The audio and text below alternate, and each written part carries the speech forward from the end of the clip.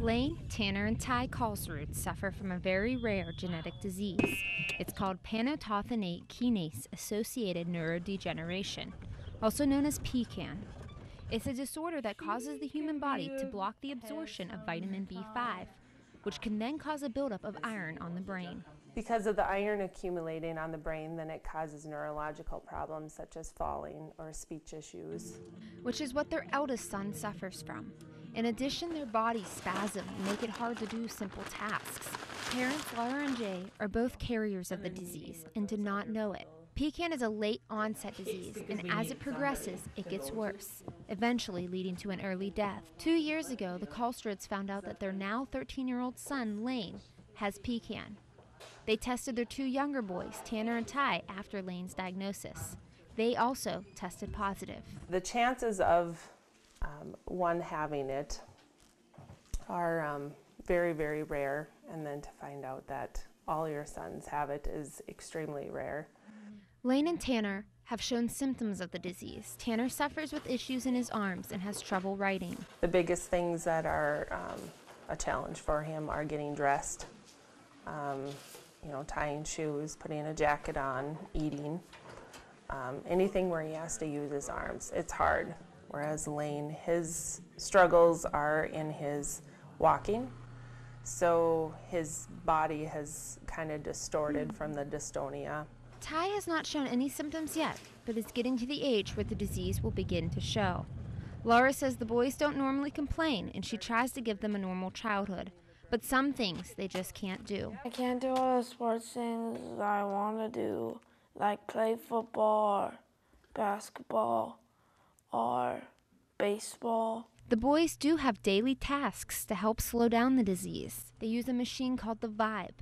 It uses weights on the body to vibrate, and it creates different nerve paths and helps with the spasms.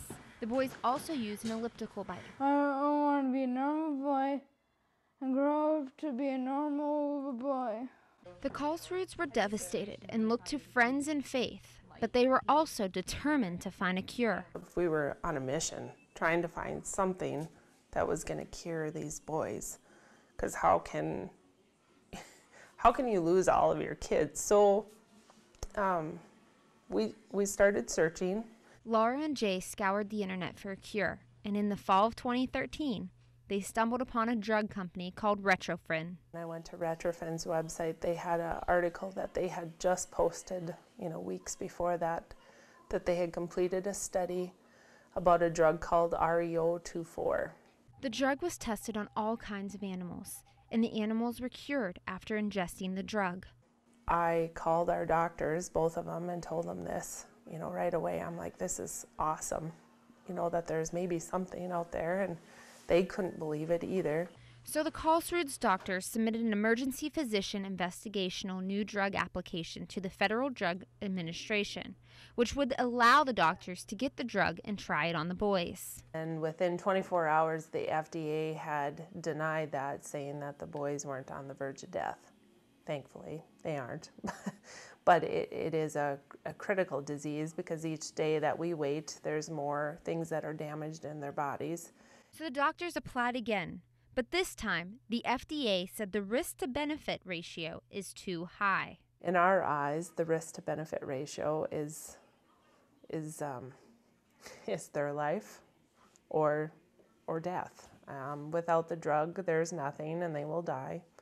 With the drug, they have a chance to be cured. Laura and Jay both said they would test the drug before the boys took it to prove that it would not kill them, but the FDA said no.